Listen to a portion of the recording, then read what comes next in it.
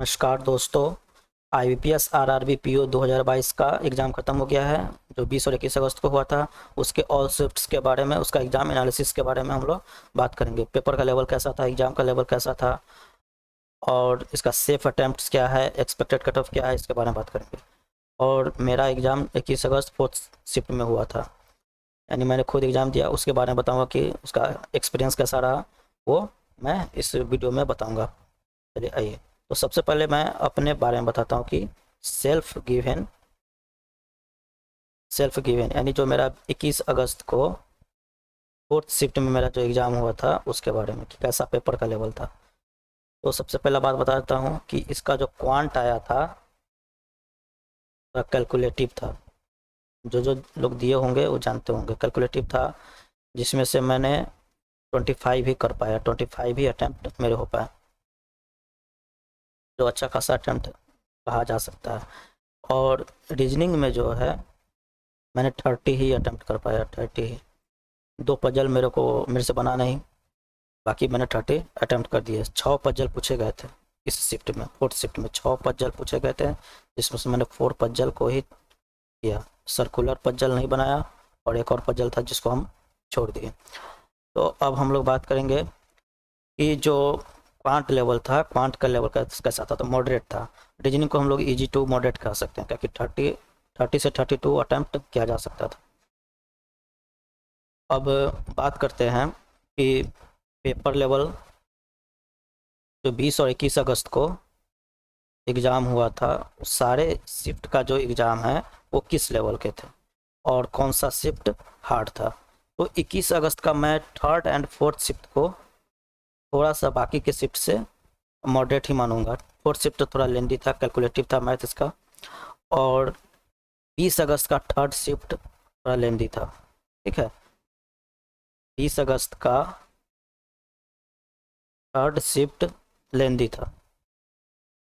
तो अगर ओवरऑल बात किया जाए कि स्टूडेंट का कितना अटैम्प्ट रहा ओवरऑल, ठीक है, ना हायर स्टूडेंट का बात नहीं कर रहा हूँ मैं, और ना ही लोअर स्टूडेंट का। जो एवरेज स्टूडेंट थे जो अटैम्प्ट किए, तो एवरेज अटैम्प्ट 55 प्लस, यानी सारे शिफ्ट में, आठों के आठों शिफ्ट में, पूरा 8 शिफ्ट में आपका एवरेज जो अटैम्प्ट है वो 55 प्लस ही रहा। और 55 प्लस से 60 के बीच में कह सकते हैं।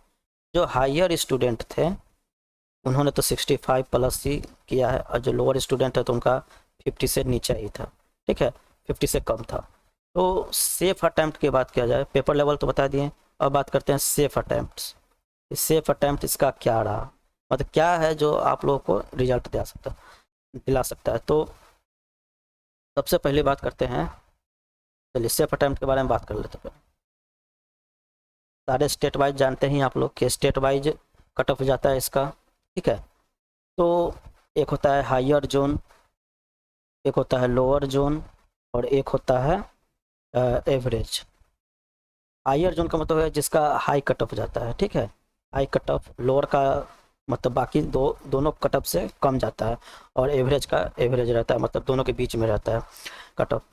तो हायर स्टूडेंट कहने का मतलब हो गया कि जिन्होंने 65 प्लस किया, ठीक है, सेफ अटेम्प्ट में जो बल करते हैं, तो हायर स्टूडेंट 65 किए, लोअर स्टूडेंट 50 से कम किए, और एवरेज स्टूडेंट जो है वो 55 के करीब में रहे, ठीक है। 55 के एवरेज स्टूडेंट 55 से प्लस में ही रहे और 60 से नीचे रहे, ठीक है।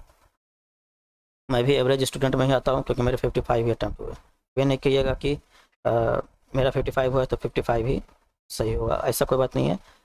एवरेज स्टूडेंट मतलब जब हम बाहर निकले तो सब लोग का यही था कि 55 56 ऐसे बोल रहे थे। किसी ने भी यह नहीं कहा कि मैंने 65 प्लस किया, 60 70 किया, इस तरह का कोई भी नहीं बोल रहा था।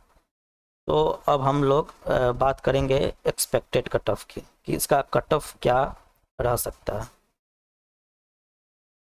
सबसे पहले बात बताता हूँ कि हायर और लोअर स्टूडेंट को मिलाकर कट ऑफ कभी भी नहीं बनाया जाएगा।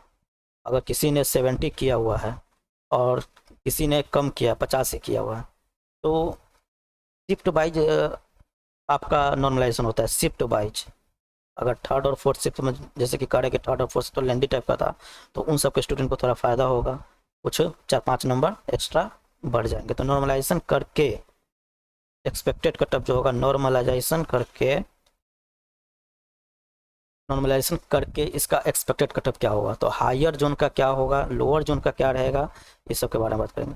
तो जो हायर स्टेट है जहाँ पे कट ऑफ हाई रहता है उसका जो कट ऑफ जाने का इस बार जो उम्मीद है वो मैं 58 +- 2 कर सकते हैं, यानी 58 +- 2 यानी 60 भी उसका कट ऑफ जा सकता है।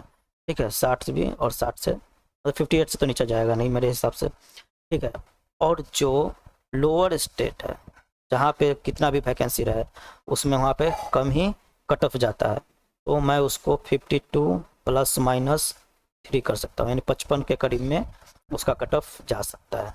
और एवरेज स्टेट जो हो गया, बिहार हो गया और बहुत सारा आंध्र प्रदेश हो गया, ये सब में जो एवरेज कट ऑफ रहता है, तो बिहार का जो एवरेज कट ऑफ रहने का, मैं बिहार से हूँ और बिहार तो मैंने पिछले साल भी एग्ज़ाम दिया था और इस साल भी, तो उसके अकॉर्डिंग पिछले साल बिहार का कट ऑफ 56 के करीब में था।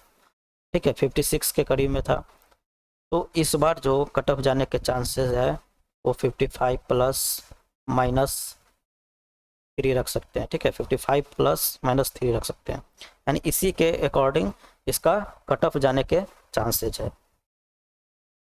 तो और सेफ अटैम्प्ट तो मैंने बता दिया कि सेफ अटैम्प्ट जो है आपको जिन जिन बच्चों ने 55 के एक आसपास में भी, मतलब 55 से थोड़ा ज़्यादा या 55 से थोड़ा कम, एक दो कम, ठीक है, एक दो कम या एक दो ज़्यादा अगर किए हैं, ठीक है, तो और शिफ्ट के अकॉर्डिंग नॉर्मलाइजेशन होता है, तो अगर आपका थर्ड फोर्थ शिफ्ट में है तो अगर आपने 55 से कम यानी 52 भी किए होंगे, 52 भी किए होंगे थर्ड और फोर्थ शिफ्ट वाले, तो वो लोग अपना मेंस की तैयारी करें। और सेफ अटैम्प्ट में 55 मान रहा हूँ, ठीक है, सेफ अटैम्प्ट 55 रहने के चांसेस है, और कट ऑफ इसी के अकॉर्डिंग जाएगा, ऐसे देख लीजिएगा। कट ऑफ में थोड़ा वैरी होता है, वो तो कोई कोई बता नहीं सकता है एग्जैक्ट कट ऑफ की क्या हो सकता है, लेकिन इसमें हम लोग थोड़ा सा एक्सपेक्टेशन किए हुए हैं, और ये एक क्या बोलते हैं, सही सोर्स से ही ये सब का एनालिसिस किए हैं हम, तो सही सोर्स है उसी सब को लेकर मैंने एनालिसिस किया है, और मेरे अकॉर्डिंग ये कट ऑफ रहने के चांसेस रहेंगे, लेकिन हो सकता है कि इससे ज़्यादा भी जा सके कम भी जा सके। और ये जो कट ऑफ डिपेंड होता है वो क्या होता है, नंबर ऑफ़ स्टूडेंट्स होता है और नंबर ऑफ़ वैकेंसी पे थोड़ा सा तो करेगा ही, वैरी करेगा, लेकिन इतना ही कट ऑफ रहने के चांसेज हैं। तो थैंक यू, थैंक यू, मिलते हैं नेक्स्ट वीडियो में कैसे मेंस का तैयारी करें। अगले वीडियो में मैं बताऊंगा कि मेंस का प्रिपरेशन कैसे करें।